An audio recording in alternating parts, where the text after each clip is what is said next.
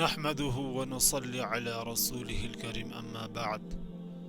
أعوذ بالله من الشيطان الرجيم. بسم الله الرحمن الرحيم.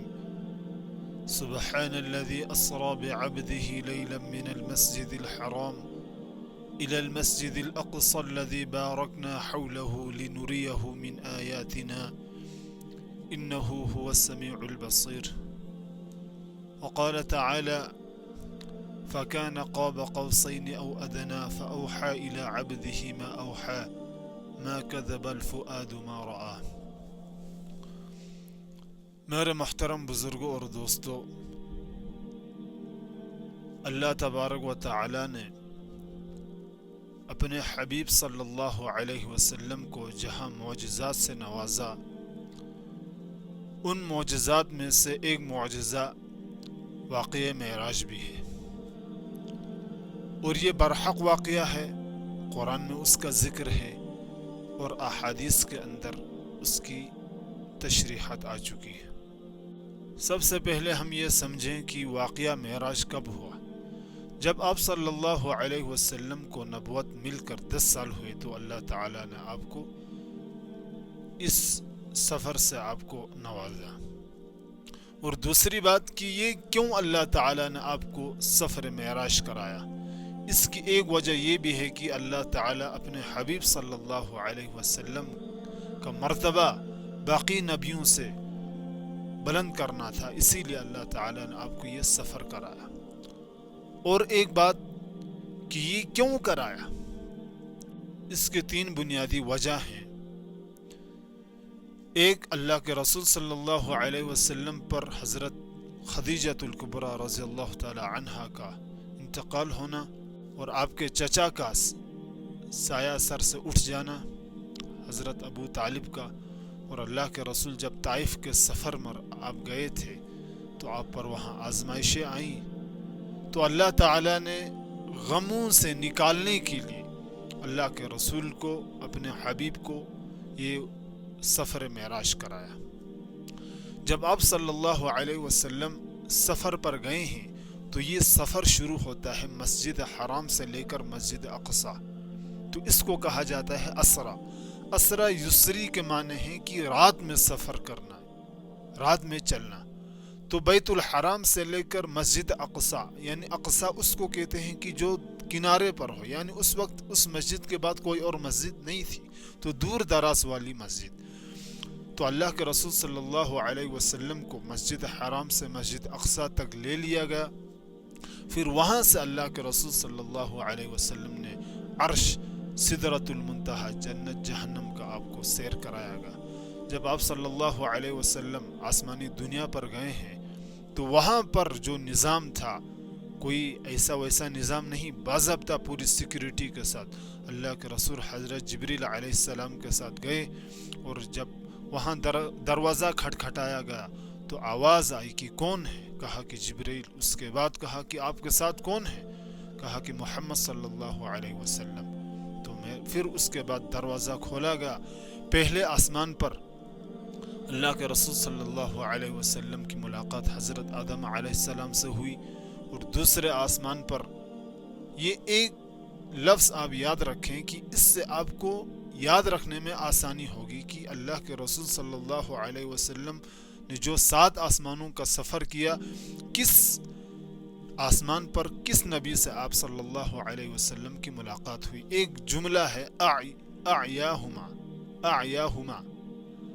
پہلے آسمان پر حضرت آدم علیہ السلام سے، دوسرے آسمان پر حضرت یوسف علیہ السلام سے، تیسرے آسمان پر حضرت ہارون علیہ السلام سے، اور چوتھے آسمان پر حضرت ادریس علیہ السلام سے، اور 5ویں آسمان پر حضرت ہارون علیہ السلام سے، اور 6ٹھے آسمان پر حضرت موسیٰ علیہ السلام سے، اور 7ویں آسمان پر حضرت ابراہیم علیہ السلام سے آپ صلی اللہ علیہ وسلم کی ملاقاتیں ہوئی۔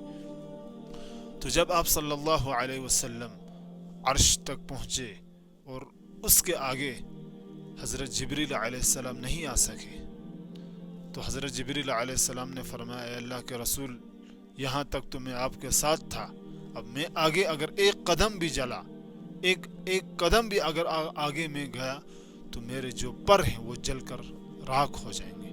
تو اللہ کے رسول آگے گئے ہیں اور اللہ تعالیٰ نے آپ کو عرش پر بلایا، سدرۃ المنتہا پر، اور اللہ کے رسول صلی اللہ علیہ وسلم پر اللہ تعالیٰ نے برکتیں نازل کی، رحمتیں نازل کی، اور اللہ کے رسول کو جو تحفہ دیا گیا نماز کا بہترین تحفہ، اور آمن الرسول بما انزل الیہ جو سورہ بقرہ کا آخری رکوع ہے، یہ اللہ کے رسول کو عرش پر عطا کیا گیا۔ اور جب آپ واپس آئے ہیں اللہ سے ملاقات کر کے، حضرت موسیٰ علیہ السلام سے آپ کی ملاقات ہوئی، اور حضرت موسیٰ علیہ السلام نے فرمایا کہ کیا تحفہ لے کر آئے ہو؟ تو اللہ کے رسول نے فرمایا کہ اللہ تعالیٰ نے مجھے 50 نمازیں تحفے کے طور پر دی ہیں۔ تو حضرت موسیٰ علیہ السلام جانتے تھے کہ یہ امت اتنی نمازیں پڑھنے والی نہیں ہے کرتے، اللہ تعالیٰ نے تخفیف کی، اور پھر آخری مرتبہ پھر حضرت موسیٰ علیہ السلام نے فرمایا کہ آپ جائیں اور اللہ تعالیٰ سے یہ 5 بھی کم کروا لیجیے، آپ کی امت یہ 5 نہیں پڑھے گی۔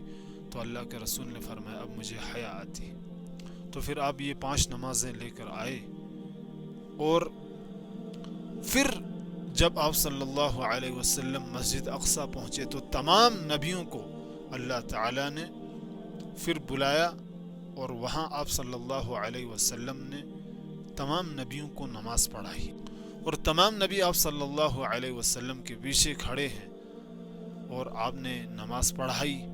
تو میں ان لوگوں سے پوچھنا چاہتا ہوں، کیا ان لوگوں کی، ان انبیاء علیہ السلام کی نماز ہوئی کہ نہیں ہوئی؟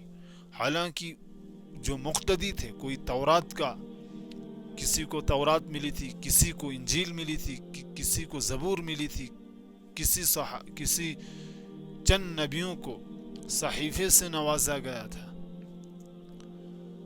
تو حالانکہ قرآن مجید کے اندر ہے وَلَقَدْ آتَيْنَاكَ سَبْعًا مِّنَ الْمَثَانِ وَالْقُرْآنِ الْعَظِيمِ، اے نبی صلی اللہ علیہ وسلم، ہم نے آپ کو ہی سورہ فاتحہ دی ہے اور یہ قرآن عظیم، کیونکہ انجیل کے اندر سورہ فاتحہ نہیں ہے، زبور کے اندر بھی نہیں ہے، تورات کے اندر بھی نہیں ہے، اور نہ صحیفوں کے اندر ہے۔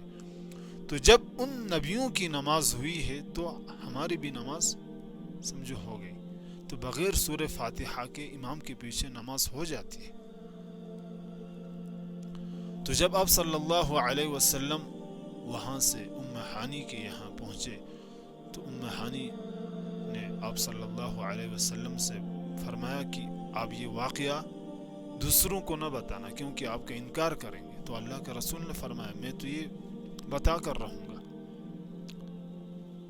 تو جب آپ صلی اللہ علیہ وسلم نے ابو جہل سے کہا کہ اللہ تعالیٰ نے مجھے مسجد حرام سے مسجد اقصیٰ پہنچایا، پھر وہاں سے میں نے آسمانوں کا سیر کیا، جنت جہنم کو دیکھا،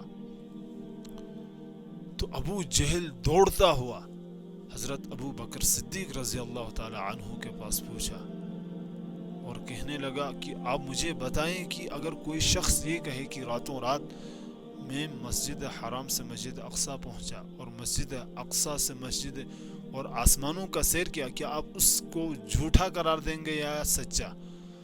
تو دیکھیں حضرت ابو بکر صدیق رضی اللہ تعالی عنہ کا ایمان کیسا ہے۔ جو لوگ حضرت ابو بکر صدیق رضی اللہ تعالی عنہ پر تہمتیں لگاتے ہیں، جو حضرت ابو بکر رضی اللہ تعالی عنہ کے خلاف اپنی زبان کو غلط استعمال کرتے ہیں، جو لوگ حضرت ابو بکر رضی اللہ تعالی عنہ کے بارے میں غلط عقیدہ رکھتے ہیں، اللہ ان کو ہدایت عطا فرمائے۔ تو دیکھیں حضرت ابو بکر نے کیا فرمایا، اگر یہ میرا حبیب صلی اللہ علیہ وسلم کہے تو میں مان جاؤں گا۔ تو ایسا ایمان تھا حضرت ابو بکر صدیق رضی اللہ تعالی عنہ کا۔ اور پھر اس کے بعد جتنے مشرکین تھے، کفار تھے، اللہ کے رسول سے سوالات ہوئے، اگر آپ واقعی گئے ہیں تو مسجد اقصیٰ کی سیڑھیاں کتنی تھی، مسجد اقصیٰ میں پلر کتنے تھے؟ تو اللہ تعالیٰ نے پوری مسجد اقصیٰ کو اللہ کے رسول صلی اللہ علیہ وسلم کی آنکھوں کے سامنے کر دیا، اور آپ دیکھ کر گویا کہ آپ نے پورا بتا دیا کہ مسجد اقصیٰ میں کتنی کھڑکیاں ہیں، کتنے پلر ہیں، کتنے دروازے ہیں۔ تو کفار و مشرکین حیران و پریشان ہوئے، پھر بھی وہ لوگ اللہ کے رسول صلی اللہ علیہ وسلم پر ایمان نہیں لائے۔ تو یہ اللہ کے رسول صلی اللہ علیہ وسلم کو یہ سفر معراج کرایا گیا. ان معجزات میں سے ایک معجزہ یہ بھی ہے